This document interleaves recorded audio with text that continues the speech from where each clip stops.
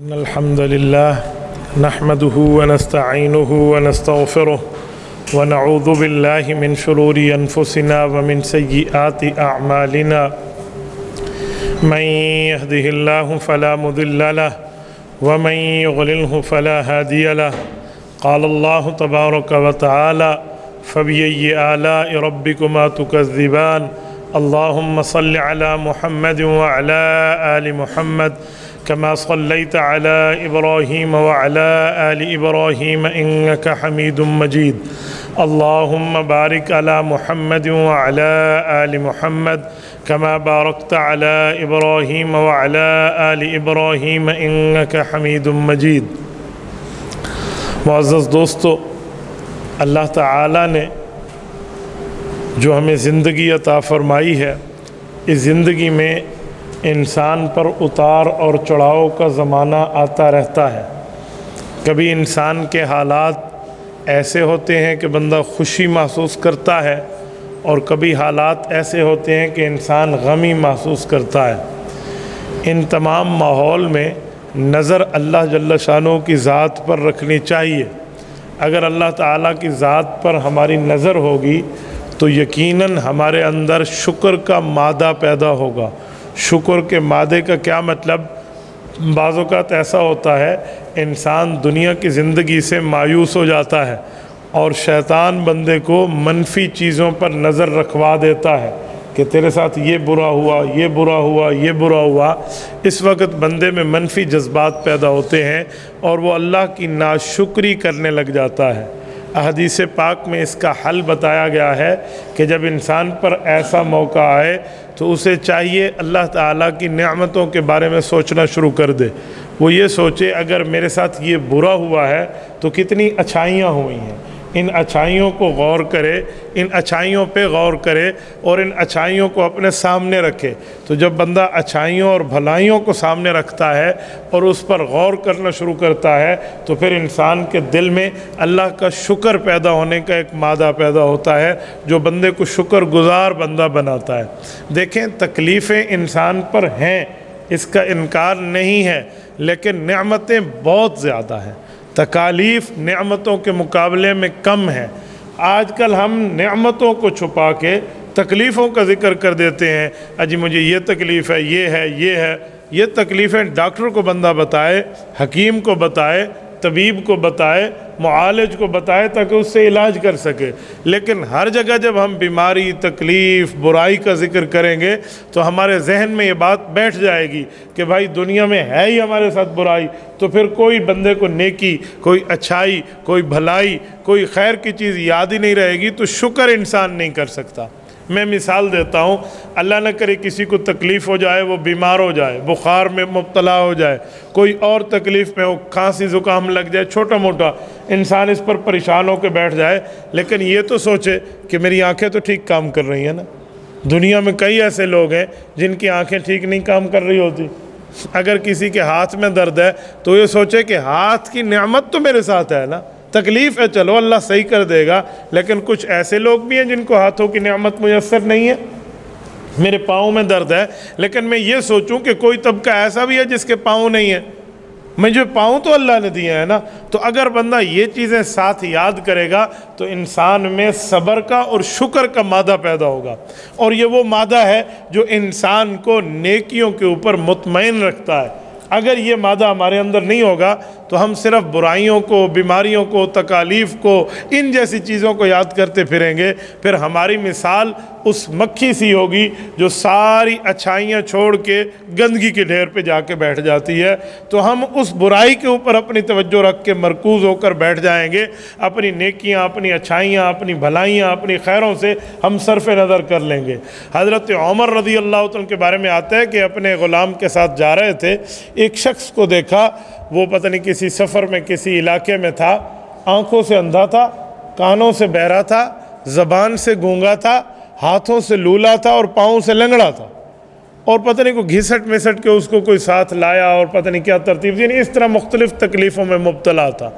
اب نہ وہ آ سکے اکیلے طور پہ گھر سے، نہ وہ گھر جا سکے، یعنی ایسا ہی اس کے ساتھ کچھ سچویشن تھی اور کچھ افراد اس کے ساتھ تھے۔ جو اس کی میرے خیال میں کوئی بھیک وغیرہ منگوانے میں مدد کر رہے تھے۔ تو حضرت عمر سے پوچھا گیا کہ قرآن کریم کہتا ہے ثم لتسألن یومئذ عن النعیم، اللہ تعالیٰ قیامت میں ہر نعمت کے بارے میں سوال کرے گا کہ میں نے یہ نعمت تمہیں دی تھی، تم نے اس کا کیسا استعمال کیا۔ اللہ تعالیٰ نعمتوں کے بارے میں سوال فرمائیں گے، فرمائے اس شخص پر کیا نعمت ہے، یہ جو بیچارہ اس طرح ہے اس پر کیا نعمت ہے، یہ اس سے کون سی نعمت کے بارے میں سوال ہوگا۔ نہ دیکھ سکتا ہے، نہ سن سکتا ہے، نہ بول سکتا ہے، نہ سمجھ سکتا ہے، نہ ہلا سکتا ہے ہاتھ، نہ پاؤں سے چل سکتا ہے، اس سے کوئی نعمت تو ہمیں نظر نہیں آ رہی۔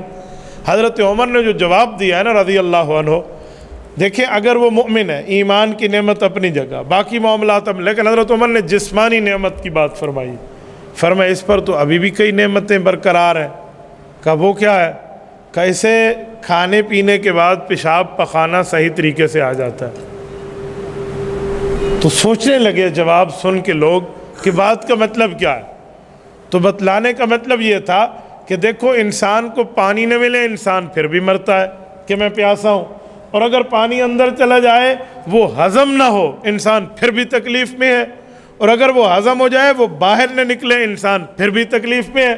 تو کہا ان میں سے تو کوئی تکلیف اس کو میسر نہیں ہے نا۔ انہوں نے کہا اللہ اکبر، آپ کی سوچ اتنی گہری سوچ ہے، تو اس سے اندازہ لگا لیں کہ ہمیں اپنی تکلیفوں کو چھوڑ کے اپنی اچھائیوں پہ صرف نظر رکھ کے اللہ تعالیٰ کی خیروں کو سامنے رکھنا چاہیے جو اللہ تعالیٰ نے ہمارے اوپر کیا۔ اسی طرح ہمارے علماء فرماتے ہیں کہ بزرگ اولیاء اللہ اور اس طرح جو فقیر منش لوگ ہیں ان کو کبھی تکلیف ہو جائے تو وہ کہتے ہیں اللہ کا شکر ہے اس حالت میں بھی۔ کیوں؟ ایک جملہ کہتے ہیں صحت کی نعمت تو ہر وقت ہے، صحت کی نعمت تو ہر وقت ہے، بیماری بھی اس وجہ سے نعمت ہے کہ بیماری میں بندے کے گناہ ختم ہوتے ہیں، بیماری میں بندے کے گناہ جل جاتے ہیں، جیسے آگ لکڑی کو جلا جاتی ہے، حسد نیکیوں کو جلا جاتا ہے، ایسے بیماریوں میں گناہ جل جاتے ہیں۔ تو یہ بھی اللہ تعالیٰ کی نعمت ہے، لیکن بیماری کی نعمت مانگنی نہیں چاہیے کہ ہم اس کے قابل نہیں ہیں، ہم بیماری کو برداشت نہیں کر سکتے۔ یہ نہیں ہے کہ ہم بیماری اور تکلیف کو اللہ کی لعنت سمجھ لیں۔ میرے دوستو، بیماری اور تکلیف تب اللہ کی لعنت بنتی ہے جب تکلیف ہمارے اوپر آئے اور ہمارا اللہ سے تعلق ٹوٹ جائے۔ اگر تکلیف آئے اور اللہ سے تعلق برقرار رہے تو کبھی بیماری نہیں ہے، وہ اللہ کی نعمت ہے۔ میں آپ کو حدیث پاک کا خلاصہ سناتا ہوں۔ فرمایا اذا احب اللہ عبدا ابتلاہ حتی یسمع تضرعہ۔ کچھ لوگ ہوتے ہیں جنہوں نے دعائیں مانگی ہوتی ہیں، اللہ مجھے یہ اچھائی دنیا میں آخرت میں یہ مقام دے دے، تو اس کے لیے ترتیبیں ہیں، یا تو بندے نے مجاہدہ کیا ہوا ہو، یا اس کی نیکیاں اور ایمان کے معاملات اس جگہ پہ ہوں کہ وہ وہاں جا کر پہنچے تو پہنچ جاتا ہے، اور اگر ایسا نہ ہو تو اللہ تعالیٰ پھر اس کی دعائیں قبول کرتے ہیں، اس کو کسی نہ کسی تکلیف میں مبتلا فرما کر۔ اس تکلیف کی وجہ سے رب کی رحمت خاصہ ڈائریکٹ متوجہ ہوتی ہے اور وہ اس کو اس مقام تک پہنچا دیتی ہے جو اس نے مانگے، اور یہ بغیر مجاہدے کے وہاں پر پہنچ چکا ہوتا ہے۔ تو کئی تکلیفیں ایسی ہیں، دیکھیں تکلیف نہ لعنت ہے نہ تکلیف رحمت ہے، حالات کو دیکھیں گے، تکلیف آئے اور اللہ سے تعلق نہ ٹوٹے یہ تکلیف اللہ کی رحمت ہے، اور تکلیف آئے اور اللہ سے تعلق ٹوٹ جائے، تکلیف آئے اور اپنے مولا کو ناراض کرنا بندہ شروع کر دے، تو اس کا معنی ہے یہ اللہ کی طرف سے ہمارے اوپر لعنت اور زحمت بن کے آئی ہے، یہ رحمت نہیں ہے۔ تو میرے دوستو، اس حدیث پاک کے الفاظ کا ترجمہ ہے اذا احب اللہ عبدا، کہ بندے اور اللہ کی محبت کا ایک عالم یہ بھی ہے، ابتلا، اسے کسی نہ کسی آزمائش میں، بیماری میں، تکلیف میں اللہ تعالیٰ مبتلا کر دیتے ہیں۔ کیوں؟ حتیٰ یسمع تضرعہ، اللہ پاک اس کی آہ سننا چاہتے ہیں تاکہ اس کی دعاؤں کو قبول کر سکیں۔ بعض اوقات ہم وہ مجاہدہ اور طاقت اپنے اندر نہیں رکھتے جو دعا مانگ بیٹھتے ہیں، اللہ مجھے یہ دے دے، تو وہ دعائیں تو کسی ترتیب پہ جا کے ملتی ہیں، تو وہ کسی نہ کسی بیماری میں بندہ مبتلا ہو جاتا ہے، کسی نہ کسی تکلیف میں بندہ مبتلا ہو جاتا ہے۔ میں نے ایک بہت بڑے اللہ والے سے یہ جملہ اس کے انٹرویو میں پڑھا اس کے بارے میں، حالانکہ وہ خود نیرو سرجن تھے، تو وہ کہتے ہیں کہ میں 44 سال سے کمر کی درد میں، بیک بون پین میں مبتلا ہوں، حالانکہ وہ خود نیرو سرجن ہے، وہ اسی بیماری کا معالج ہے، اس کو پھر بھی یہ تکلیف ہے۔ اب کوئی اسے کہ اپنی تکلیف تو ٹھیک نہیں کر سکتا. بابا تکلیف کب ڈاکٹر نے ٹھیک کرنی ہے؟ تکلیف کب حکیم اور معالج نے ٹھیک کرنی ہے؟ شفا دینے والا تو الشافی اللہ ہے. وہ تو سبب ہے، وہ تو ذریعہ ہے، وہ ٹھیک تھوڑی کرے گا. لیکن وہ اپنا علاج نہ کر سکے. کیوں؟ ہو سکتا ہے اللہ تعالیٰ نے جو اس کے لیے درجے مقدر فرمائے ہیں وہ اس روزانہ کی تھوڑی تھوڑی تکلیف کی بنیاد پہ آخرت میں رتبہ مل جائے. یاد رکھیں دنیا میں جو صبر ہے نا، صبر، چاہے صبر بندہ کسی طریقے سے کر لے، کسی غم پہ کر لے، کسی تکلیف پہ کر لے، کسی بیماری پہ کر لے، کسی مظلومیت پہ کر لے، ناچاری میں، بے بسی میں صبر کر لے اور صبر کا مادہ اس میں آ جائے، اس کو کل قیامت میں جو نیکیاں ملیں گی نا، ہو سکتا ہے وہ نیکیاں اس نے پوری زندگی سوچی بھی نہ ہو، جس کا ثواب اس کو وہاں اس کے پلڑے نامہ اعمال میں مل رہا ہے. میں نے علماء کرام کی مجالس میں بیٹھ کے ایک دو مثالیں سنی ہیں. وہ فرماتے ہیں کہ کل قیامت میں ایک شخص ہوگا، اللہ تعالیٰ اس کو حج اور عمرے کا ثواب دیں گے، اور وہ دل ہی دل میں سوچے گا کہ فرشتوں سے کوئی بھول چوک ہو گئی ہے. میں تو حجاز کبھی زندگی میں گیا ہی نہیں ہوں، میں نے تو اللہ کا گھر اور نبی کا در دنیا میں دیکھا ہی نہیں تھا، یہ کسی اور کی نیکی ہے میرے کھاتے میں ڈال دی گئی ہے. تو اللہ تو دلوں کے بھید سے واقف ہے نا. رب فرمائیں گے میرے بندے، میرے فرشتوں سے بھول نہیں ہوئی، یہ تو نے فلاں فلاں چیزوں پہ صبر کیا تھا، اس کے بدلے میں آج یہ تمہیں نیکیاں مل رہی ہیں. فرمایا اس وقت وہ بندہ چاہے گا اے کاش جن چیزوں پہ صبر نہیں کر سکا نا ان پہ بھی صبر کر لیتا، آج کے دن میں اس پر بھی مجھے نیکیاں مل جاتی. اور اسی میں شامل ایک وہ شخص بھی ہے جو دنیا میں دعائیں مانگے اور اس کو اپنی قبولیت دعا کی نظر نہ آئے کہ پتہ نہیں یہ دعائیں میری قبول ہو رہی ہیں یا نہیں ہو رہی. تو قبول ہو جاتی ہیں لیکن اس کی ترتیب بدل جاتی ہے. کیا؟ بعض اوقات دعا مانگتے ہیں تو وہی چیز مل جاتی ہے، اور بعض اوقات اس کے بدلے میں کبھی عمر بڑھا دی جاتی ہے، کبھی بدبختی ختم کر دی جاتی ہے، کبھی رزق بڑھا دیا جاتا ہے، کبھی اولاد کی زندگی میں برکات دے دی جاتی ہیں. نہیں تو آخرت میں جو کوئی عذاب ملنا ہوتا ہے اس دعا کے صدقے اس عذاب کی تکلیف کو ہٹا دیا جاتا ہے. تو ایک شخص وہ بھی ہوگا جو اللہ کے دربار میں آئے گا، میرے مولا میں نے تو یہ مانگا نہ ملا، پر اس کے بدلے میں آج یہ مل رہا. تو کہا یہ بندہ بھی چاہے گا کہ جو دعائیں قبول ہوئی تھی نا، اگر وہ بھی قبول نہ ہوتی نا تو آج کے دن میں تو پہاڑوں کے بقدر نیکیاں مل جاتی. یعنی ہم انسان ہر حالت میں وہ کیا کہتے ہیں جلد باز بننے کے چکر میں ہیں. تو میرے دوستو ایسے نہیں ہیں.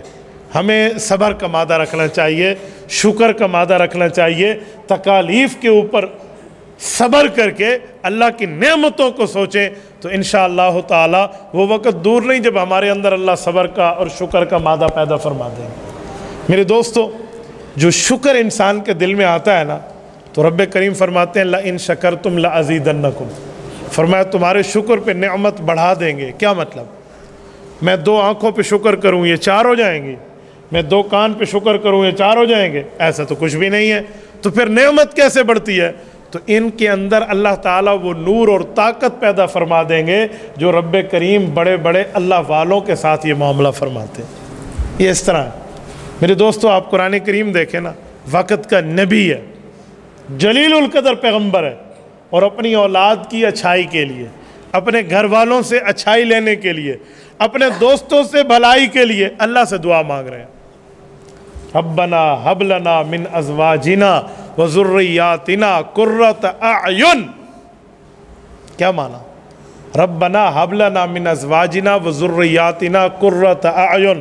اے اللہ میرے گھر والے، میری بیویاں یا میرے بچے، ان سے مجھے وہ سلوک عطا فرما جس سے ہماری آنکھیں ٹھنڈی ہو جائیں.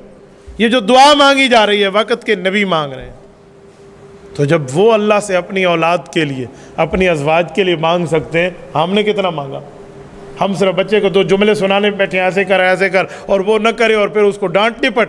کیا ہم نے اللہ تعالیٰ کے سامنے کبھی مصلی ڈال کے رب کریم سے مانگا کہ اے اللہ ان کو ایسا بنا دے، اے اللہ ان کو ایسا بنا دے، اے اللہ ان کو ایسا بنا دے؟ میں نے تو ان کے لیے مانگا نہیں ہے، تو مجھے ڈانٹ ٹپٹ کرنے کی کیا ضرورت؟ میں تو اکثر طور پہ قراء کو سمجھایا کرتا ہوں جو قاری بچوں کو مارتے ہیں نا، کہ جو قاری تہجد میں اٹھ کے اپنے بچوں کے لیے، ان کے حفظ اور ذہانت کے لیے دعائیں نہیں کرتا، اس کو پھر ڈانٹ ٹپٹ کرنے کا حق کس بنیاد پہ دیا جائے گا؟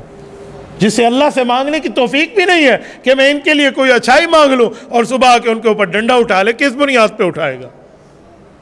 ہاں، ڈانٹ ڈپٹ کا حق اسے دے سکتے ہیں جو استاذ واقعی استاذ ہو، جس کے دل میں اپنے شاگرد کے لیے، اپنے محتاط کے لیے، اپنے اسٹوڈنٹ کے لیے وہ جذبہ موجود ہو، جو جذبہ اسے رات کو بستر نیند سے اٹھا کر مصلی تہجد پہ کھڑا کر کے اللہ سے مانگنے پہ مجبور کر دے۔ پھر اس کا حق بن جائے گا، پھر اس کے معاملات ہو جائیں گے، پھر اس سے امید رکھی جا سکتی ہے۔ ایسے ہی ہے والد اپنی اولاد کے لیے، ایسے ہی ہے خاوند اپنی بیوی کے لیے، ایسے ہی ہے اوپر کا افسر نیچے اپنے جونیئر لوگوں کے لیے۔ ہم یہ سارے معاملات دیکھیں گے تب جا کر معاملہ بنے گا، ورنہ نہیں ہے۔ اگر پڑوسی کے شر سے بندے کو تکلیف لینی ہے تو اللہ کے لیے مصلی ڈال دینا، بیماری سے نجات لینی ہے تو اللہ سے مانگنا شروع کر دے۔ احادیث پاک میں صحابہ کرام کی جوتی کا تسمے کو بھی کوئی جو ہے نا سچویشن خراب ہوتی تو وہ بھی اللہ سے مانگتے، حالانکہ تسمہ تو موچی سے جا کر آپ ٹھیک کرا دیں، تسمے سے مراد یا کو آزادیں جوتی تو پچھڑ ٹھیک تھی یا نہیں تھی، تو وہ بھی اللہ سے مانگ رہے ہیں۔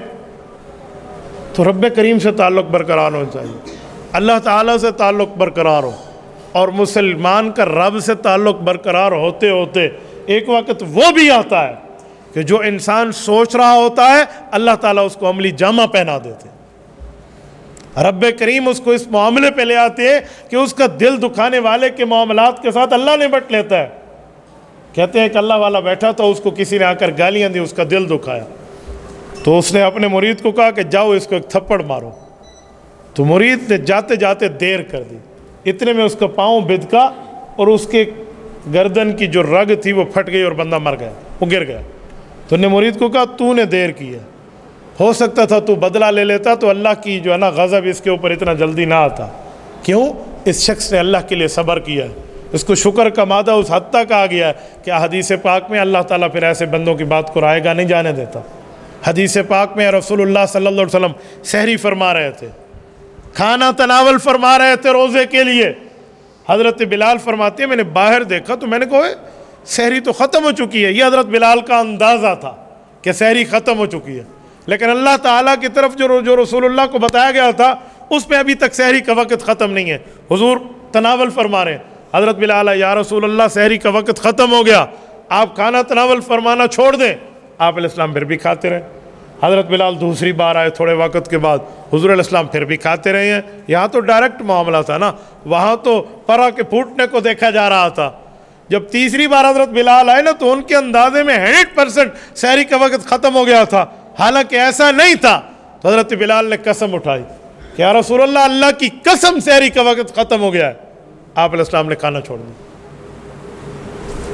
حضور علیہ السلام نے فرمایا بلال وقت ختم نہیں ہوا تھا، لیکن تیری قسم اللہ نے رائے گاہ نہیں جانے دی، اللہ نے سحری کے وقت کو مکمل فرما دیا۔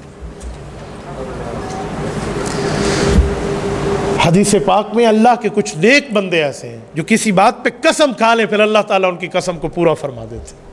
یہ کب پیدا ہوتا ہے بندے میں جذبہ؟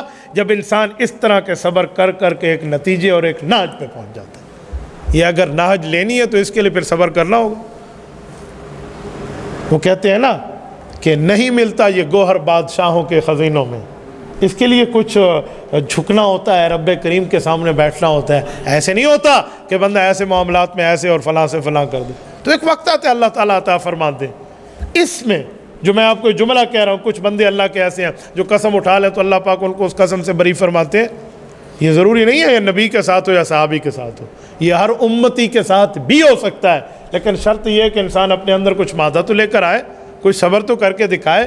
ہم چھوٹی سی تکلیف پہ ہائے وائے کر کے رونا شروع کر دیں اور اللہ تعالیٰ کے سامنے، اللہ تعالیٰ کی طرف سے اس تکلیف کو لوگوں کے سامنے برائیوں کے طور پہ بتانا اور سنانا شروع کر دیں، تو مجھے بتائیں پھر کیسے ہمارے اندر یہ مادہ پیدا ہوگا، کیسے لازیدنکم کا معاملہ ہوگا؟ تو ایسے نہیں ہے۔ تبھی میں نے شروع میں خطبے میں سورۃ الرحمن کی آیت پڑھی کہ فَبِأَيِّ آلَاءِ رَبِّكُمَا تُكَذِّبَانِ۔ رب کریم فرماتے ہیں جن تمہارے اوپر بھی کلمہ پڑھنا لازم ہے، اے انسان تیرے اوپر بھی کلمہ پڑھنا لازم ہے، پر تم دونوں اللہ کی نعمتوں کو کتنا جھٹلاتے رہو گے، کتنا نعمتوں کو جھٹلاؤ گے؟ میرے دوستو، اللہ تعالیٰ کی ہر قدم قدم پہ نعمتیں، قدم قدم پہ برکتیں ہیں۔ سب سے بڑی اللہ کی رحمت یہ ہے کہ ہم امت محمدیہ میں رسول پاک صلی اللہ علیہ وسلم کے امتی ہیں، اس سے بڑھ کے اور نعمت کیا مانگیں گے؟ نبی پاک صلی اللہ علیہ وسلم کا جس امت کے معاملات کے اوپر امام الانبیاء بن کے آنا ہو، اس امت میں رب کریم آپ کو اور مجھے رکھ دے، یہ کم نعمت ہے؟ چھوڑیں باقی صحت کے معاملات کی نعمتیں، اولاد کی نعمتیں، باقی نعمتوں کے معاملات ایک طرف رکھ لیں، رسالت آپ کا امتی ہونا اتنی بڑی نعمت ہے کہ اس نعمتوں کے اوپر سب کچھ کو قربان کیا جا سکتا ہے، جس کے لیے وقت کا نبی دعا کرے اللہ مجھے اس امت پہ پیدا فرما لے، اور آپ اور میں وداؤٹ اپلیکیشن اس امت کے ممبر بنے ہوئے ہیں، ہم نے تو کوئی درخواستیں تو نہیں دی، لیکن اللہ کا کتنا شکر، اس پر بھی اللہ کا شکر ادا کرے بندہ، اللہ تیرا کرم ہے، تو نے مجھے آقا کریم نامدار صلی اللہ علیہ وسلم کی امت میں سے پیدا فرمایا، ایمان کی نعمت ہے، اسلام کی نعمت ہے، ایقان کی نعمت ہے، احسان کی نعمت ہے، شریعت کی نعمت ہے، دین کی نعمت ہے، ہماری صحت کی نعمت ہے، اولاد کی ہے، ازواج کی ہے، ماں باپ کی زندگی کی ہے، کاروبار کی برکات کی، ساری نعمتیں اپنی جگہ، لیکن اس ایک نعمت میں تو سب سے بڑی نعمت ہے، تو اللہ تعالیٰ آپ کو اور ہمیں نعمتوں پر قدردانی اور شکر کی توفیق عطا فرمائے۔ اقول قولی ھذا واستغفر اللہ وآخر دعوانا ان الحمد للہ رب العالمین۔